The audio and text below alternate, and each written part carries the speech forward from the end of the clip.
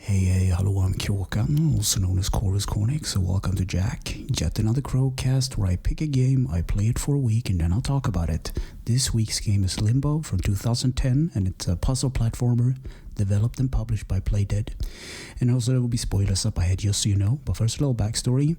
Last week I played Richie's Nightmare, which is a Limbo clone basically. And I realized that I haven't played the original. I thought I did, but I didn't. I saw some Let's Plays with Markiplier and Jacksepticeye, so, well, it was time to play the original, I guess. So as the game starts, you are in a dark wood, you're a little boy, and you wake up. So what I did, I went left, and I got a trophy for it, because you're not supposed to move left. This game is mainly about going right. So, going right, it's just like Rich's Nightmares, you avoid traps and stuff. So I jumped some spikes, and I used the box. You can pull things with the square button, and you just pull the D-pad or the analog to the left, you push and pull. So I climbed that, and I went down to a boat, and I drifted across a pond. So I used the boat to get on a ledge, and I moved on from there. So later I climbed some trees and to get a log for furthering a puzzle, and then the spider hit me, and it was super scary. I didn't realize that my PA system was on. So there's this big, huge spider, like large as a tree, right? So you're supposed to use these bear traps, and you rig up the bear trap, and you push it against the spider, and the spider just, lifts one of its legs up to strike you, but you back off a bit so it gets stuck in the... it basically clips off the spider's leg. So you have to do this 3 times until the spider gives up.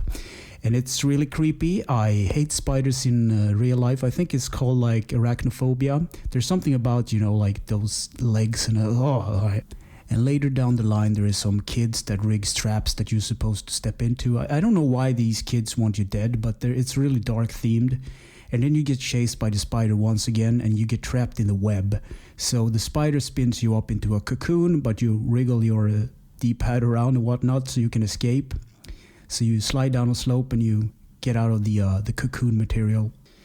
And later there is like a parasite puzzle. So are these weird kind of white worms that attach to your face, to your head, and it controls you. So it generally just moves you in one direction. The only thing you can do in this state is just pushing against the opposite way that you're going. So you can slow down your walk, or you can press with it so you run with it. So these parasites don't like the sun. So if you get into like the sunlight, they eventually turn. So this is part of a puzzle mechanic later on in the game. So even later, there's like a spider. Well, the spider returns, and you crush it with a big rock, and it's just like a satisfying crunching sound. And even later, the spider returns, and it just crawls after you with one leg. And this is the most gruesome part. Even though if I felt a little bad for the spider. You just grab the leg and you pull it out of its socket, and now it's just a ball. So you push it, use it as a physical object to push it down some spikes so you can platform on it and get on with the game. So it really gruesome, dark stuff. And sometime later you use an animal like a hamster, you lure it out with some food, and you chase it down into a wheel. And once you pull a lever, it basically starts to rain. There's like this weird kind of mechanic. I don't know, it's like a weather machine, if that makes sense. So this game goes from a natural, organic thing from the forest into like a cityscape with industrial and mechanical stuff. It's really cool. So eventually you end up in a factory. And before you could get into the factory, there's a sewer puzzle, and it's based on water, and I hate water puzzles. So just as Richie, the main character, can't swim, so if you fall into the water, you're dead. It's really painful to see a little kid die, and it's gruesome. I managed to traverse the puzzle. You push the boxes, and the water floats up, and yeah. And as you enter the factory, there's like this puzzle with spinning saw blades and whatnot, and the whole chamber or the whole structure starts to it spins around, so you hang on these chains or ropes, and a bit like Castlevania with that Mode 7 thing where the room keeps spinning. A really creepy, not creepy, but really interesting mechanic. And at the end of the level, you fall through a glass window, and you end up in a clearing with a girl in front of a treehouse. And this ending was a bit puzzling to me because there's some theories about that. Either it's like your sister or your girlfriend, or she's digging your grave, and the whole metaphor for like limbo, and you trying to find your way out of it or get some closure in the end, I guess.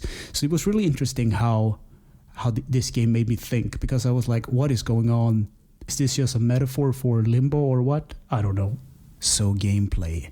Help the nameless boy survive this Limbo puzzle nightmare and get some closure in the end.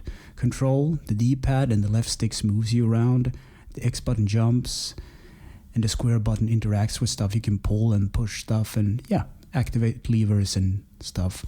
And the option menu brings up the options menu, I guess, and it pauses the game. Graphics. Black and white contrast with some blur effects.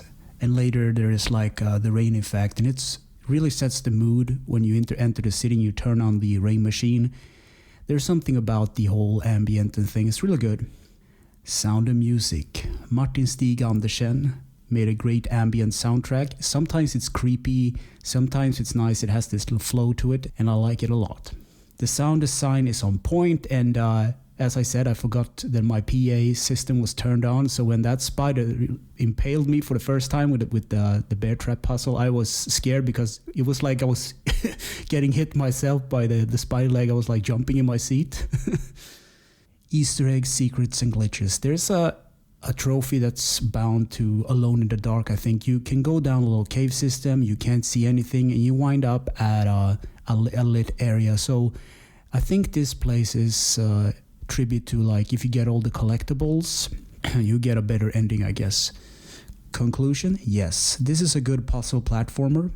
This game has been referred to one of the greatest games of all time, and I can understand why, because it looks beautiful, it has this nice motion blur, and the ambient music is on spot, and the sound design is perfect, and the jumping it's responsive. So the only complaint I have is the solution is not obvious right away, and some of the windows to perform certain jumps are very tight. There is this specific part of the game where you're in the factory, you're supposed to pull a lever so that a box falls down, and you're supposed to push the box in order to jump over a saw blade that is going against you. So if you mistime this, you die, and I died a lot of times. That's the only complaint I have about this game. They have some tight windows. That also goes with the underwater or the sewer system, where you're supposed to push boxes, and you're working against the flow of the water, and you drown a lot. That's the only negative I can say about this game. So anyway, thanks for listening and for watching, and take care.